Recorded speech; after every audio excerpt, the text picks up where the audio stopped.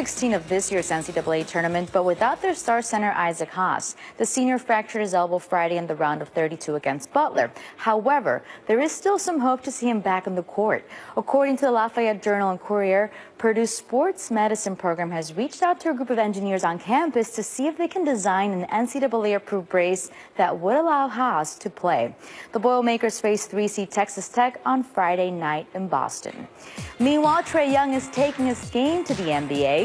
The Oklahoma freshman announced this morning that he is going pro. Young dominated headlines this season by becoming the first player in Division I history to lead the nation in both points and assists.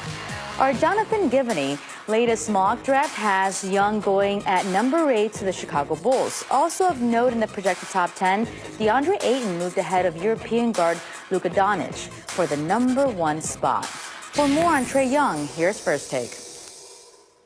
Very interesting. Trae Young headed to the pros. He could potentially become the 3rd lottery pick out of Oklahoma, joining Buddy Hield and Blake Griffin. Max, is leaving for the association the right move for Young? No, I don't think it is. And I'm not speaking to anyone's financial situation or anyone giving up millions of dollars, guaranteed dollars. I understand that you sometimes have to take that deal, although I would say if you could take out an insurance policy that would pay the equivalent of your rookie contract, which you should be able to do, then, and by the way, that should be, you should somehow be able to finance that, right? I mean, if you can't make money as a college player, et cetera, then I would say absolutely stay in school.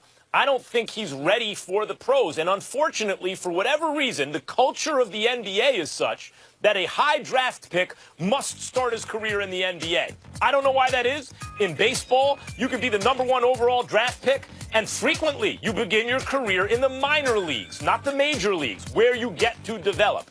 And were that the case, were the culture of the NBA the case, that Trae Young could be drafted up high and still go to the G League and develop there and over a year or two and then go to the NBA, I would be for it. But that's not what's going to happen. He's going to be thrown to the wolves.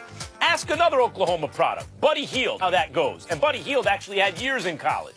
Trae Young is good and promising, and I believe he would get better with development in college against players more on his own level. A couple of more years. I mean, we've just seen it in this previous draft. Why was Kyle Kuzma so good? You think Kyle Kuzma would have been good if he came out after his freshman year? Not only would the answer have been no, he may have never developed into this player. So I'm not talking about the idea of just passing up financial opportunity. I get it. If there's a way to somehow hedge your bet through an insurance policy or something, and there is, then I would suggest staying in college and developing. Because if you think it's tough to play in the backcourt in college, there's a lot of defensive focus in college. Do you know what it's going to be like in the NBA in a guard-driven league where that's where the defensive attention goes? It's going to be brutal, and I'm afraid that he won't be able to develop into the player that he should become one day, and I think that could be a very good player. Max, sit back and listen to what I'm about to break down, because this is about to get very interesting. I have been on the record, Max, as you well know, talking about how I'm not really sold on Trae Young. I think this kid Sexton out of Alabama could do some things. I love Gary Trent Jr. out of Duke. I think he could do some things along with a couple of other cats. But I can't ignore 27-8. I can't ignore you leading the nation in scoring and assist. And more importantly than that, when Trae Young dropped 48 points on Oklahoma State, but took 39 shots to do it, as annoyed as I was at his selfishness, I was equally impressed by how he modified his game and became more of a better point guard, getting his teammates involved and all of that other stuff. So what I did over the last week or so, I went back and I watched several tapes of Trae Young's games. And I got to tell you something right now. He's taller than I thought he was because he looks so small out on the court. They say he's a legit 6'2". He's taller than I thought he was on the court. I'm looking at his broad shoulders. I've watched him get in the lane and finish shots at the basket. And I love what I'm seeing in terms of his ball handling skills. And the brother can pass, too. And so now I'm saying, all right, what do you do here? Ayton, Bagley, and these boys, that's a given. But as it pertains to guards, can I pass on this guy? And you know who I think about when I think about what will happen if you're passing him? I think about Steph Curry. And you know why I think about Steph Curry? It's not just because I see Trae Young pulling up from three, even though against Rhode Island, even though he dropped 28, there was still a couple of ill-advised shots he took right past half court. I don't know what the hell he was thinking. But the bottom line is this. He has range. He can make shots. He can get to the lane and do his thing. But you know why I'm thinking about him? For the New York Knicks. Are you ready for this, Max? If you're the New York Knicks, hire Mark Jackson, like I said. The season ends April 11th. April 12th, Hornacek should be gone. By the end of tax season, April 15th, when your taxes are due, Mark Jackson should be the next head coach for the New York Knicks. And I felt that way before even thinking about Trae Young. But now that I'm thinking about Trae Young, it's even more important that the New York Knicks get Mark Jackson. Because when Steph Curry finally bursted onto the scene, who was his coach? This is before they won the title now. This is when they lost in the first round. They went to the semis one year in 2012, 2013, and 2013, 2014, I believe. They lost in the first round in Game 7 to the Clippers. I was at that game, all right? Steph Curry averaged 24 that season on 40, better than 47% shooting, better than 42% shooting from three-point range. It was his coming out season where he put the world on notice. He had arrived. And that was obviously the season before Steve Kerr got the job. Well, who was his coach? Who was the guy that spent 3 years developing Steph Curry before Steve Kerr came on the scene? That would happen to be Mark Jackson. And so I look at Trae Young, and I think about something along those lines. You're the Knicks, you hire Mark Jackson, and then after that, you draft Trae Young, and you go from there.